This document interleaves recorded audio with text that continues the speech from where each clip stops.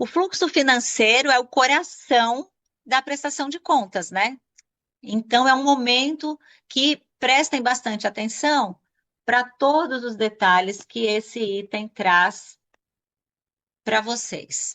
Então, o partido tem que abrir contas bancárias. Ok. Quais são as contas que o partido tem que abrir? A doações para a campanha é conta obrigatória para toda e qualquer direção.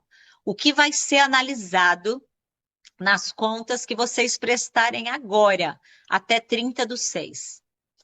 Mesmo que não tenha lançado candidato, mesmo que não tenha arrecadado recursos, mesmo que não tenha feito nada, se esteve vigente um único dia durante o período eleitoral, que vai das convenções até a data das eleições, será analisado aquela esfera partidária de acordo com a 23.604, a resolução do TSE, que traz essa obrigatoriedade, normatizando a 90/96, que é a lei dos partidos políticos.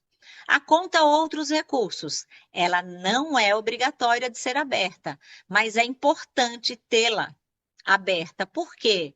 Porque é essa conta que recepciona os recursos das sobras de campanha. Tivemos eleições municipais.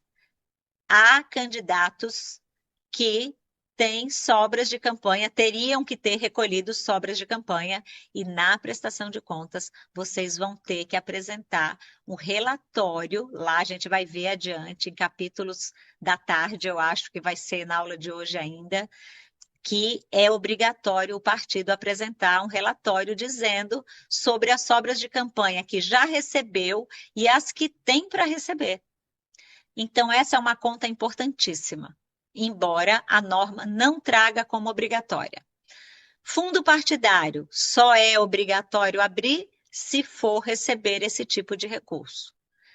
Tendo recebido fundo partidário, torna-se obrigatório abrir a conta Fundo Partidário Mulher. Olha lá, se receber recurso do fundo partidário, vira obrigatória. Recurso do FEFEC,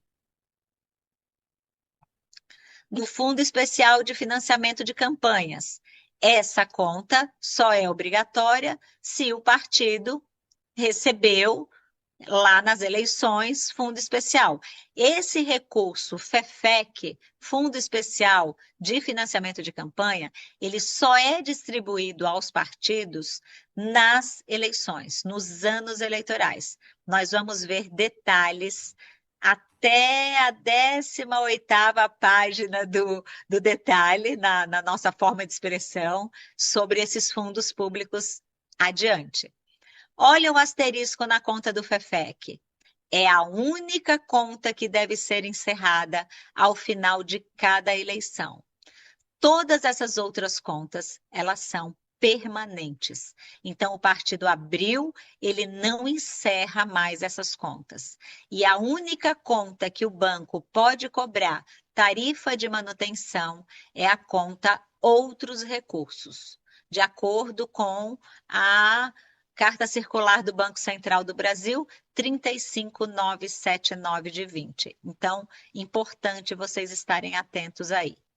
Para a direção nacional, essas contas que estão relacionadas aqui na tela são as contas obrigatórias para a prestação de contas agora, em 30 de junho de 24. O novo código não detalha tanto a questão das contas bancárias como nós temos até aqui o detalhamento na resolução. Eu vou comentar com vocês como está no novo código, mas é importante que vocês também acompanhem depois as resoluções do TSE, como é que virão. Cada conta dessa, ela tem recursos específicos a serem movimentados. Então, tudo aquilo que for de pessoa física que vai ser utilizado na manutenção ordinária do partido é movimentado na conta outros recursos.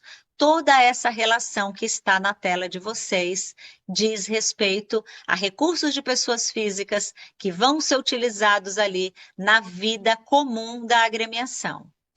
Na conta doações de campanha, vão ser movimentados os recursos que entrem no caixa do partido, mas que ele vai aplicar nas eleições.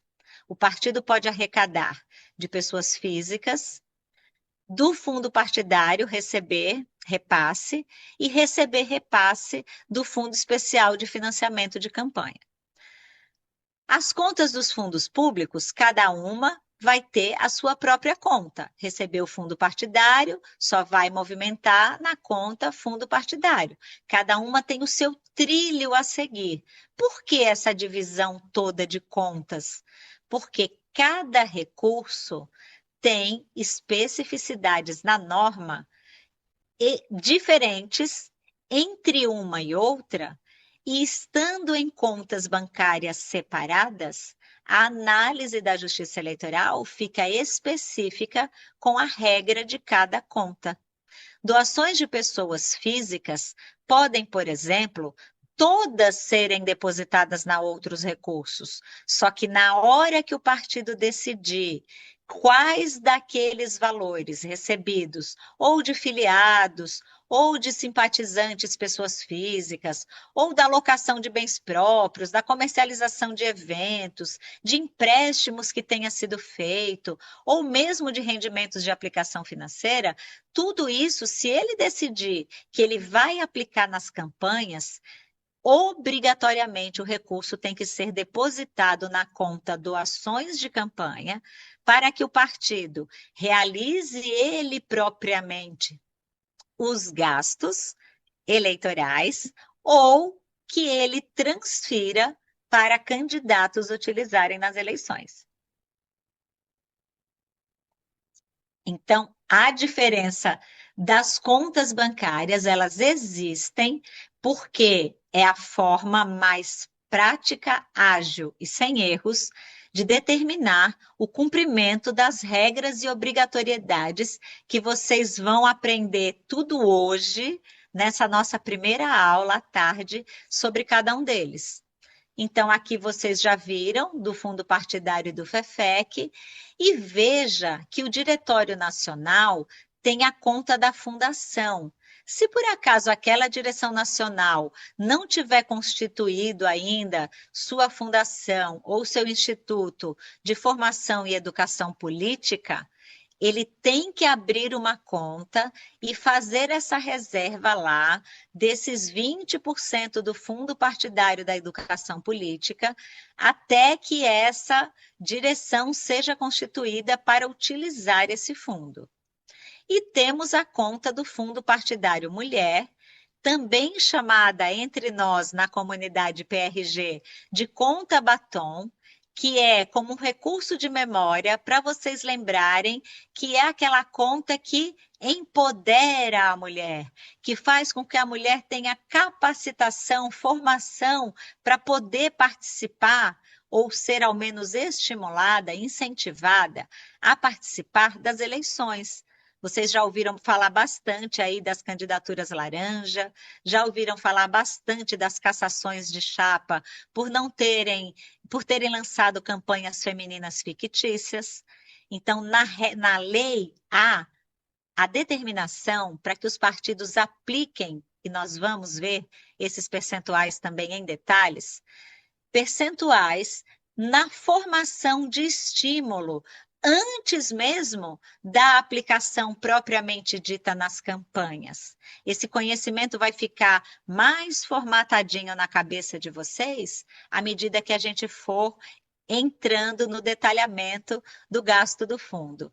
Agora, vocês estão vendo quais são os recursos que devem ser movimentados em cada conta da agremiação. Além da conta batom da Fundo Partidário Mulher, que movimenta os recursos dos programas de politização feminina, que corresponde a no mínimo 5% do fundo partidário que a direção recebe, eu sempre recomendo, como uma boa prática, lá na abertura da conta fundo partidário, abrir duas contas do fundo partidário para separar o que é movimentação da agremiação daquilo que é movimentação das campanhas eleitorais. Pois a cada dia está havendo mais diligências questionando o embaraço desses valores nos extratos bancários. O partido tem ali recursos na conta fundo partidário dele. Ele vai, por exemplo, aplicar recursos nas campanhas masculinas. Precisa abrir uma conta específica para a campanha masculina? Se o masculino não for, o gênero masculino não for o gênero de minoria na sua agremiação, não. A gente fala fundo partidário mulher porque existe na norma a obrigatoriedade de aplicação em campanhas femininas. E para evitar esse embaraço, é importante ter essas contas separadas. Só tomar cuidado para administrar corretamente, não fazer confusão com os extratos bancários, para poder informar direitinho para a Justiça Eleitoral. Já falamos sobre isso, da única conta que está sujeita à cobrança.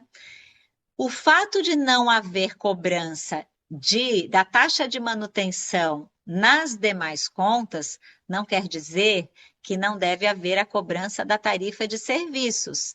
Então, DOC, TED, há bancos que cobram PIX de pessoa jurídica, e o partido é pessoa jurídica, extratos, cartão de débito, talão de cheques, que, por mais que tenha caído em desuso, ainda há esferas que utilizam talão de cheques.